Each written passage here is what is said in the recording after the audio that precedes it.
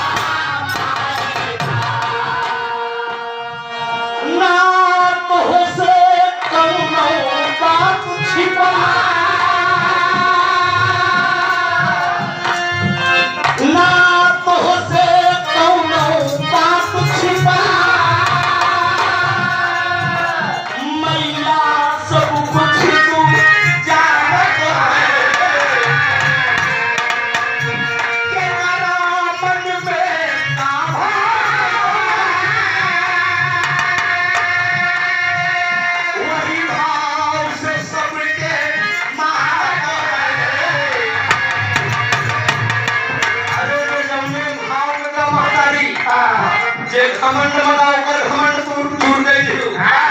और जे न मांगे के मान ले उस मातारी मान कर दिया यही बारे कहना विचारो चलेगा आज जानो तो माई कतार से बाहर दूल्हा और दूल्हिया बैठे हैं हम बंदे सपूत मां सरस्वती के बंदे बैठे हैं कितने बंदे कितना घमंड भाई हो जानो तो मातारी ना तो हो से कौनो बात छिपा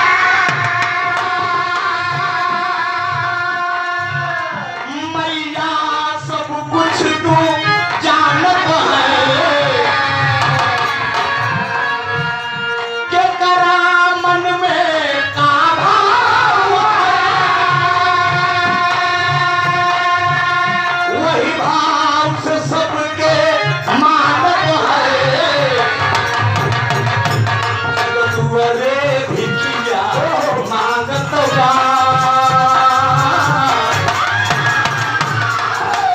जगत भरे भिखिया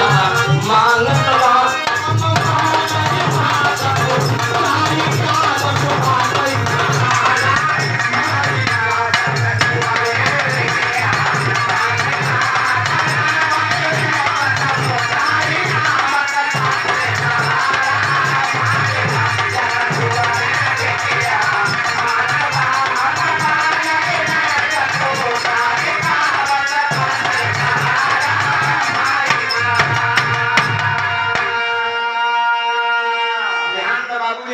गावत चला जा वैसे आप सब समझे चला जा रहे ज्यादा बोले की जरूरत नहीं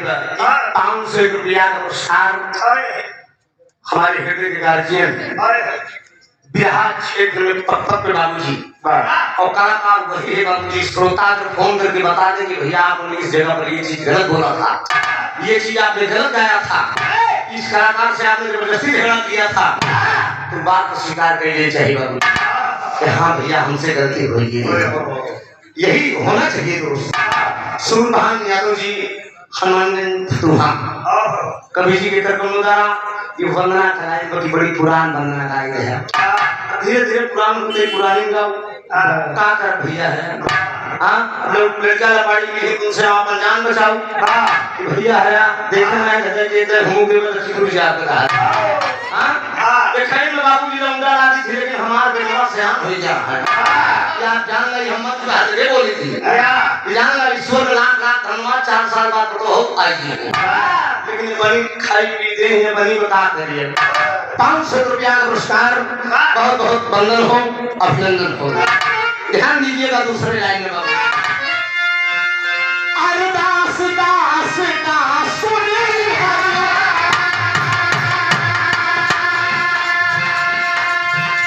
अरदास दास का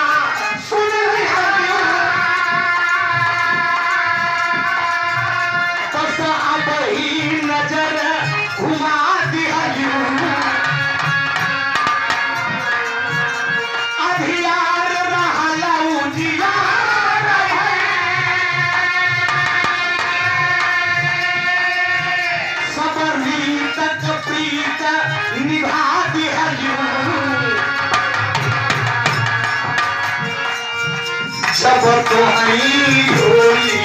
भर दिहली अरे माई भाई वही दिखवाना ये वही दिखवाना मामूली जब यहाँ क्षेत्र में मैं आया तो चलने के लिए टूटी साइकिल मेरे पास नहीं थी इसको लाख बोलती तो हर लाख धन्यवाद बा आज ही बेटवा जो चाहत का अपने लिए हर काम से कर रहा है ये कोई कबूल बात नहीं थी हम ये मेरी देन नहीं उस भगवती की देन है बाबू जब तो हरी झोली भर दिहलू जब तो हरी झोली भर दिहलू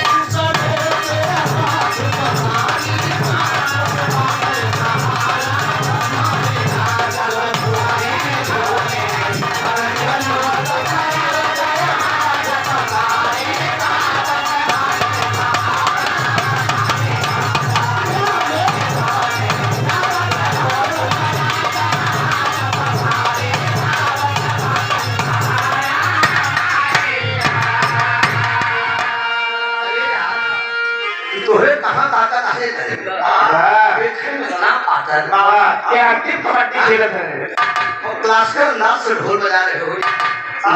अंदाज एक समझ रहा हूँ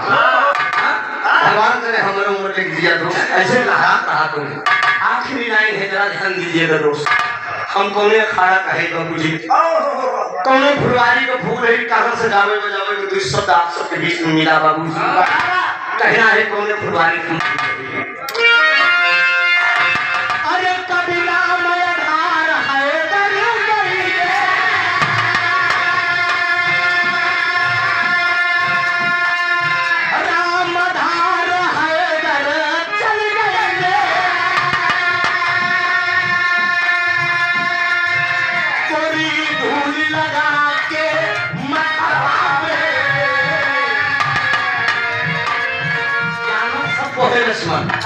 जाना सबको है कि अमर में घटिया नाच पीटे आएगा हैदराबादी जुगनू जैसे कलाकार चले गए भारत देश नहीं बाबूजी जेकर विदेश बना तो ही कलाकार जन्म इलाहाबाद के ऐसे महापुरुष हुए कि भारत देश नहीं बाबूजी विदेश तक भी रहा गए मरहूम जनाब हैदराबादी जुगनू साहब ताली गुरु जी के नाम पे आप बजा दें या तो स्वर्गीय बाबू राम कैलाश ये दो हस्तियों बाबूजी जाकर विदेश तक बिलाह गए बिलाह क्या चीज होता है और कामगार स्टेडियम में जितनी भीड़ हैदराबादी का गाना हो जाता है आपको गवैयन का हो सोचा वो सब ऐसे महापुरुष थे दोस्त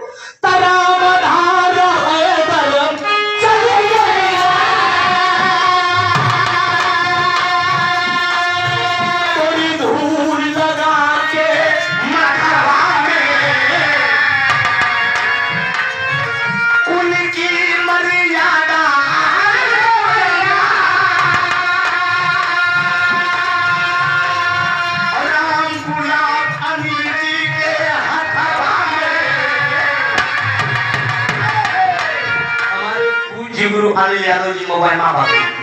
जिनको मैंने सिन्नी दिया तो हम सन 98 में सिन्नी दी नहीं सन 98 में ही कलंदर को अनिल यादव बागी हमने सिन्नी दे दिया दोस्त और सिन्नी दे दी बाबूजी तब से अपने मन मंदिर के अंदर बसा के रखते हैं तमाम गुरु चेला में लड़ाई लगाने वाले मिले हमने कहा सब होता रहेगा लेकिन आज भी हमारा गुरु शिष्य में नाता है बाबू इसीलिए कहा गया है उनकी मर्यादा है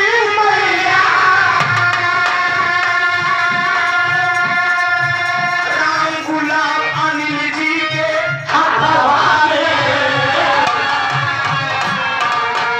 तोरा त्रिभुवन नाथ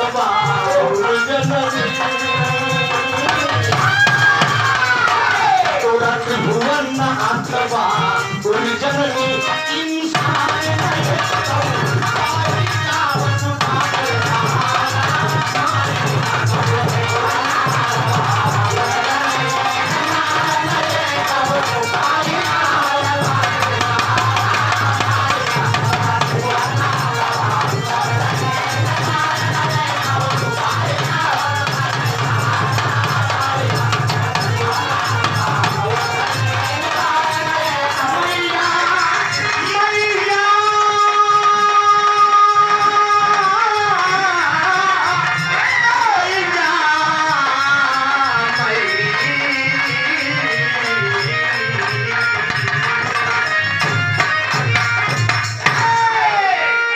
अच्छा भैया